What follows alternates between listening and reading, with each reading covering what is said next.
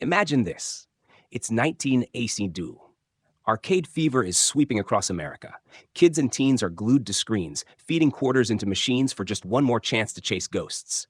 And among all the games, one icon stands out: Pac-Man. While most fans bought shirts and keychains, one man went all in. He built a car shaped like Pac-Man himself. This is the story of the Pac-Man Rod, one of the wildest, weirdest show cars ever made. This was not just a prop or a display piece. The Pac-Man Rod was a fully functional vehicle, designed and built by custom car wizard Randy Grubb. What he created was essentially a rolling yellow sphere, complete with a giant chomping mouth in front and that unmistakable Pac-Man grin. It looked like a cartoon character had driven right off the arcade screen and onto the freeway. But don't let the playful looks fool you. This thing had real power.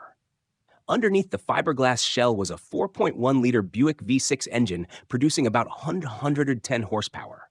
With a curb weight of just 900 kilograms, it had no trouble reaching speeds over 160 kilometers per hour. Pac-Man was not just cute, he was quick. The body was handcrafted from fiberglass, shaped into a near-perfect sphere around 2.5 meters in diameter and just over 1.5 meters tall. The car was a single-seater, and the only way in was through a rear hatch. Inside, the theme continued.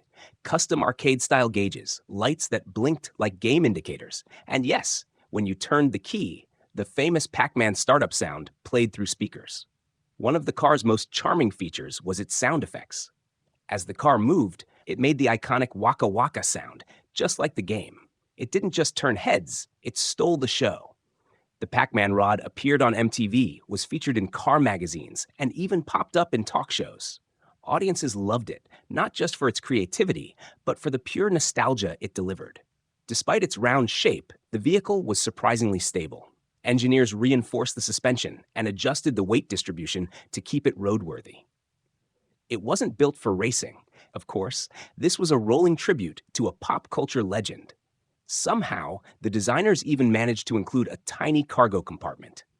Every inch of the car was thoughtfully crafted. And although the Pac-Man Rod never went into mass production, it captured the spirit of the early 1980s like nothing else on wheels. For a while, the car lived in a private California collection. Then it vanished. No public sightings, no exhibitions. Rumors say it's still out there, hidden away in a garage, waiting to chomp its way back into the spotlight. The Pac-Man Rod is more than just a showpiece. It's a reminder of what happens when imagination runs wild, when pop culture meets engineering, and when someone dares to build something that makes people smile the moment they see it. If you enjoyed this story, make sure to subscribe to the channel and turn on notifications. There's more coming. Rare, bizarre, and beautiful machines you've probably never seen before.